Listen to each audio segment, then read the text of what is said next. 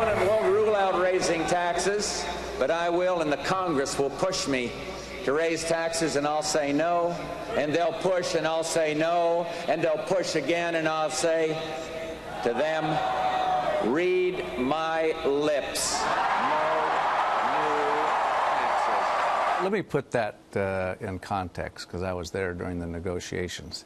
President Bush was very, very reluctant to go along with the tax increase, but he had to move a budget because he had the looming war with Saddam Hussein. This was in late 1990. And he needed their support. He needed the Democrat support, and it was a genuine compromise. And what we did, Dick Darman and others, made sure at least for 2 years that spending was frozen at certain levels. The problem was after those 2 years, the cap came off. Now, having said that, it did cost him politically. There's no doubt about it. I don't think we lost the race because of that. I think Ross Perot is the one that really deep-six our re-election. Well, that's right. All right, we'll never know, will we? What we do know is that the former president probably did not see the rage he would get on fellow Republicans on that, or how the Democrats would play that pledge again and again in a loop and kill him on the campaign trail. Chad Pergram on Capitol Hill with a little bit look back in history there. Do you think, in retrospect, Chad, that undid the whole thing?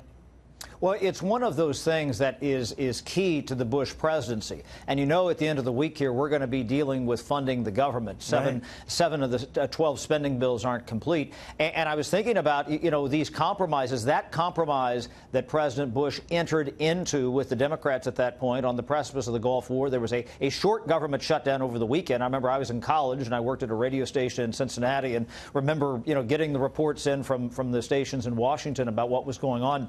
What struck me was that he went back on that promise. And as you know was said in the clip there, the Democrats held that against him. But what it initiated was Newt Gingrich. Newt Gingrich was the whip. And I remember Newt Gingrich going on ABC that weekend and kind of throwing the president under the bus. And that kind of was the rise of Newt Gingrich to kind of develop his bona fides as this conservative upstart caucus on the Republican side of the aisle against the, quote, establishment, the Bushes, the Bob Michael. Bob Michael was the minority leader at the time. And that was kind of the beginning of the undoing for President Bush, and kind of the beginning of the rise for Newt Gingrich, who was new on the scene as the whip. That's interesting. I never thought of the Gingrich connection. We are getting some of the details about how this is all going to go down this week as we say goodbye to President Bush. We're told that President Trump and First Lady Melania Trump will attend a service for President Bush at the National Cathedral, also indicating December 5th will be a national day of mourning in the president's honor. What else are you learning, and the significance of that? Seeing that there has, I think, polite to say, a chill between the families. What do you make of this?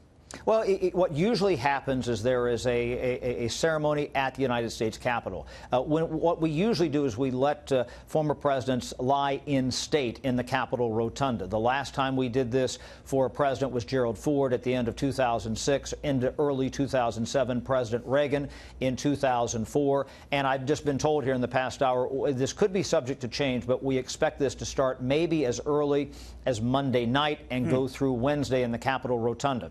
What they will do is they will bring up from the Capitol Visitor Center, and here's a vocabulary term for you, the catafalque, which is this wooden platform which was built for President Lincoln's funeral in 1865, and they will put the casket atop that. They'll drape it with an American flag.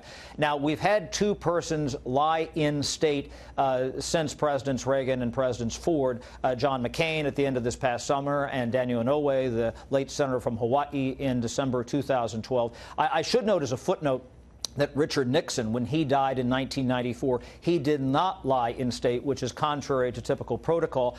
Some of the family members with the Nixons didn't think that the public would be respectful. And that's what will happen, whether it be Monday, Wednesday, or Tuesday, Thursday, is that they will keep the United States Capitol open 24/7. And once they finish with the official ceremonies, members of the public, Neil, will be able to file through and pay their respects. And one of the things I always remember, and will be interested to listen for when they do that later this week, is the silence of the footsteps filing past the Capitol Rotunda out of respect and echoing through the big cavern of the Capitol Rotunda, Neil. It is powerful stuff. All right, Chad, thank you very, very much, my friend. Thank you. Chad Pergram.